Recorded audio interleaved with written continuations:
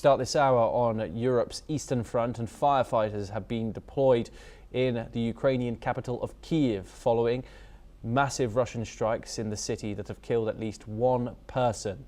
This comes as Kyiv came under a Russian attack, with explosions sounding in the city, air defences in operation, and the Ukrainian military saying missiles were being deployed.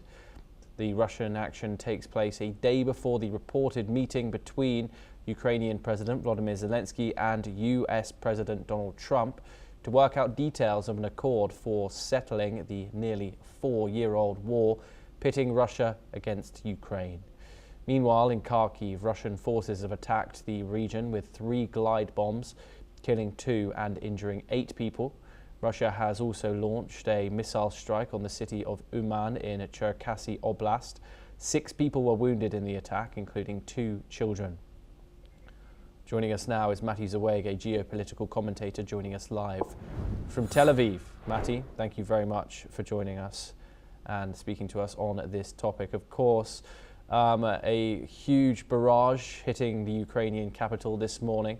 Visuals of destruction of infrastructure, hugely prominent on Europe's eastern stage. Of course, following this, we have tomorrow's meeting with Ukrainian President Volodymyr Zelenskiy and US President Donald Trump. Do you think that Donald Trump are going to take these actions into account by Moscow today, of course striking the Ukrainian capital? And how do you think it will affect the talks going forward? The Ukrainian president has come forward and said that these strikes are showing that Vladimir Putin is not serious about peace. Do you think he's right? Well, I think all sides are right, because this is simply a demonstration of force before the talks. And it's also a demonstration of Putin to say that if I am going to really talk about ceasefire or peace, if I am really going to this, then I will show everybody I can do what I want. I can continue harassing the Ukrainian soil and the civilians and the military and everybody. So they have to take in account that we are a big empire. You have to take in account all the points that we want to respond a partially yes to any kind of ceasefire. This is from the Russian side.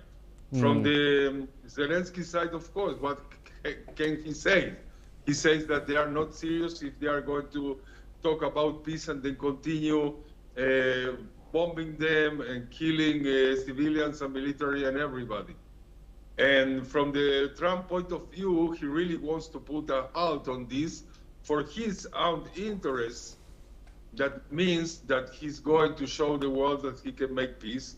He can also show that he can continue to have money from all this, because he already did a rare earth deal with Zelensky after they finished the hostilities, giving the American companies the prospect of having all these mines that are so important for the American economy. And from every side you look at it, everyone is looking what they have. They are showing what they have, and they are going to sit under these conditions, that they are brutal conditions, under fire. Indeed, Matti, and of course, what do you think Russia is trying to aim for here? Trying to weaken Ukraine's bargaining position? And do you think Donald Trump will see that as a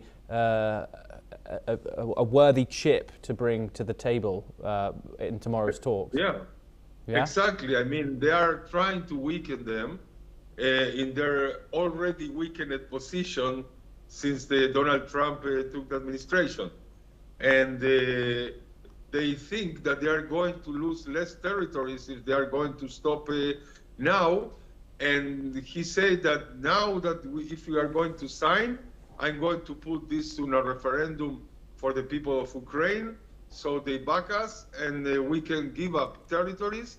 But all the rest, I mean, at least 78 or 80% of all the actual borders of Ukraine, they are going to stay for Ukraine and they are going to enter the EU, even if they are not going to enter NATO. And he also wants in all the buffer zones in the borders between them to have a clear compromise of the world, including the States and Europe, that they are going to defend these new border areas in a case that the Russians are going to renew the attacks.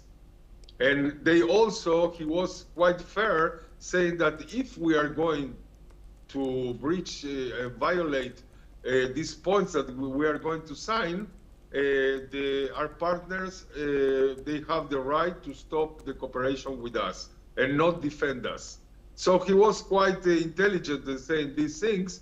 The question is if it's going to be enough to convince both Trump and Russia not to even diminish more all the cards that Zelensky have in his hands. Yeah, indeed. Matti, do stay with us as we have news coming out of West